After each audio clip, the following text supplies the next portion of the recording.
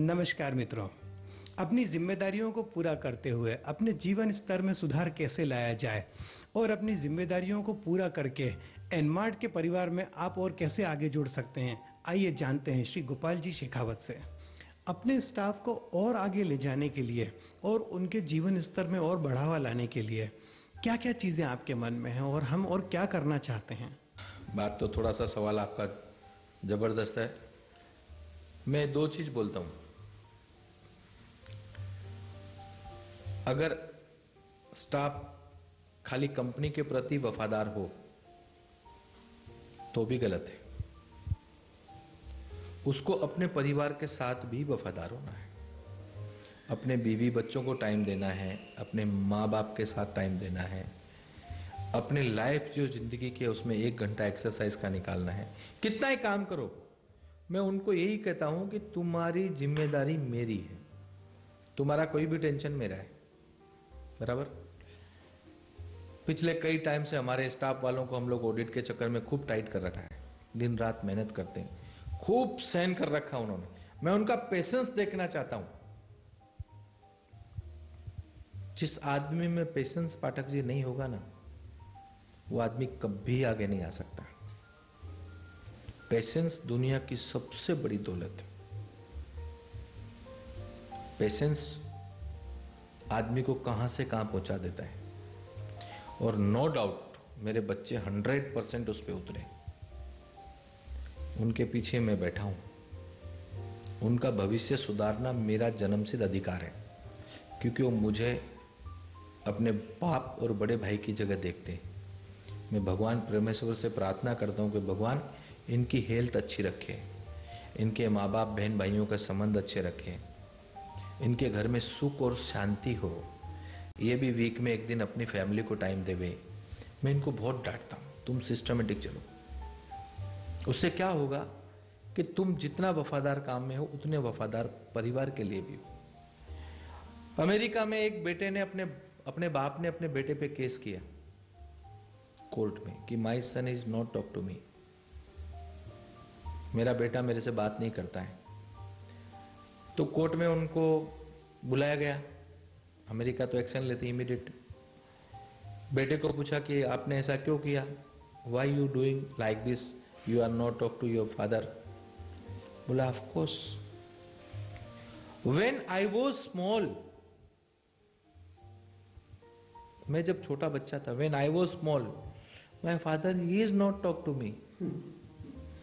When I was small, my father is not talk to me। जब छोटा बच्चा था और जब मेरे बाप ने मुझसे बात नहीं की, he is busy in his business।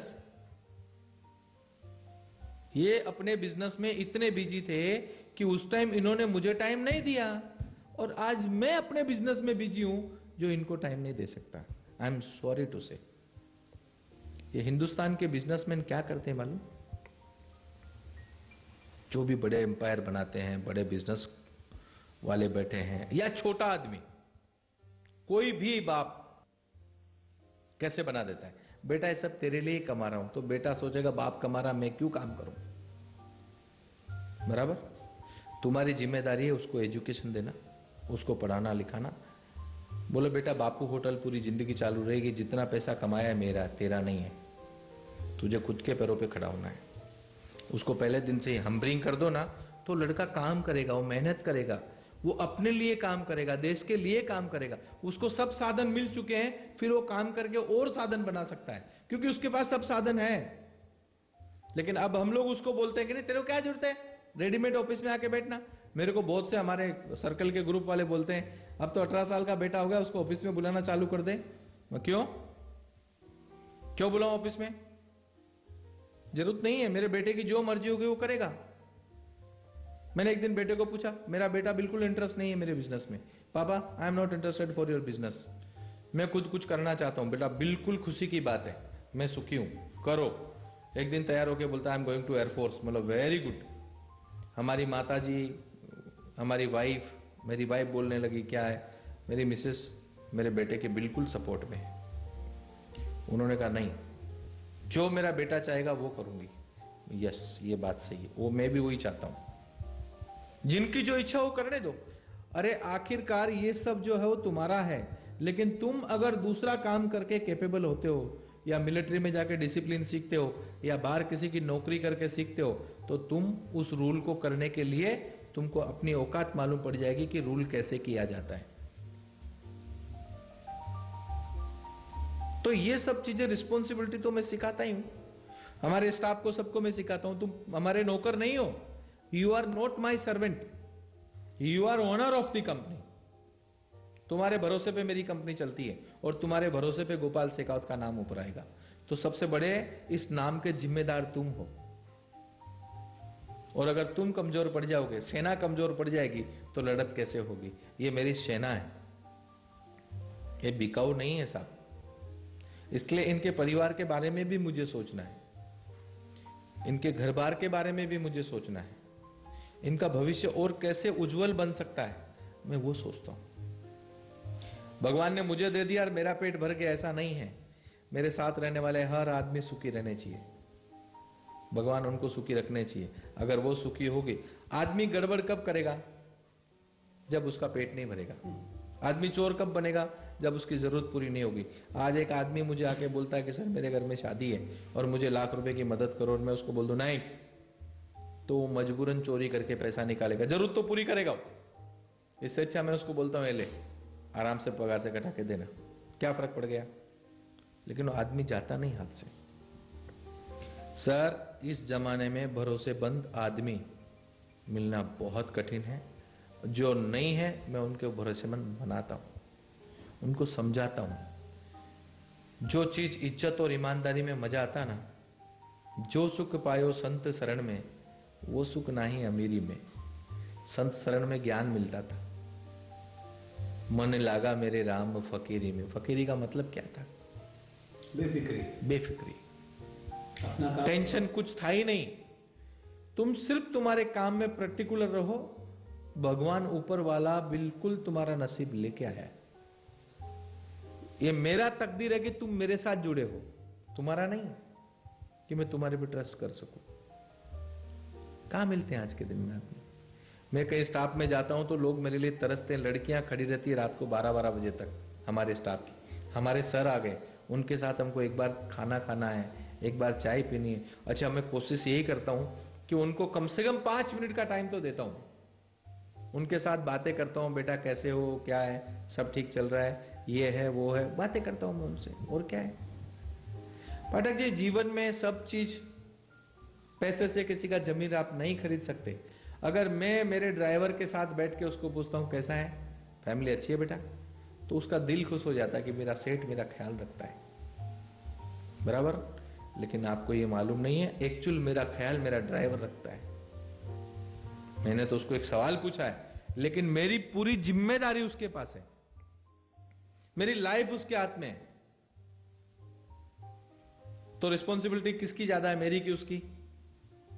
मैं उसके भरोसे सो जाता हूं और उसके दिमाग में सेठ को मार डालो, ठोक दो, क्या होगा? नहीं, वो रिस्पॉन्सिबल हो गया। मैंने उसको जरा सा पूछा तो जवाबदार बन गया। व्यक्तिगत जानना सीखो, व्यक्तिगत के बिना कोई रास्ता नहीं। और पेशेंस, बहुत से लोग पेशेंस खो देते हैं 1 मिनट में। पेशेंस बिल्कुल नहीं खोना चाहिए। परिस्थिति कोई भी हो उसका सामना करो। मैं कई बार इनको टाइट करके भी देखता हूं, ये कितने टाइट हो सकते हैं, इनके पेशेंस कितने हैं। लेकिन no doubt I am happy. मुझे अच्छा लगता है कई बार कि लोग दौड़ के उठ के चलते हैं, अच्छा लगता है। इसलिए उनके बारे में सोचना हमारा जन्मसिद्ध अधिकार है। हमारा स्टाफ जो है वो हमारी लाइफ है, उसके भरोसे हम लोग बैठे, निश्चित होकर बैठे, हमको टेंशन रहता है। किसी भी कंपनी में जिम्मेदारियों का बड़ा महत्व होता है। कंपनी के मैनेजर से लेकर प्यून तक हर कोई कंपनी की उन्नति में सहभागी है। प्रत्येक कड़ी की अपनी जिम्मेदारियां होती है जो उसे आगे बढ़ाने में सहायक सिद्ध होती है। किसी भी स्तर पर की गई छोटी सी भूल कंपनी को हानि पहुंचा सकती है। इसलिए एम्प्लॉय का यह कर्तव्य होता है कि वह अपनी जवाबदारी बखूबी निभाए। कंपनी की सफलता एम्प्लॉयज के हाथों में होती है। यदि वो कंपनी को अपना समझकर काम करे तो कंपनी की तरक्की निश्चित है। एन मार्ट की विशेषता यही है कि यहाँ एम्प्लॉय एन मार्ट को अपना परिवार समझते हैं और खुद को कंपनी के लिए जिम्मेदार समझकर दिल से काम करते हैं। इसी कारण आज एन मार्ट तरक्की की बुलंदियों को छू रहा है। और यही नहीं, एन मार्ट के मुखिया भी अपने एम्प्लॉयज को अपना रिश्तेदार मानते हैं और उनकी हर जरूरत का पूरा ख्याल रखते हैं।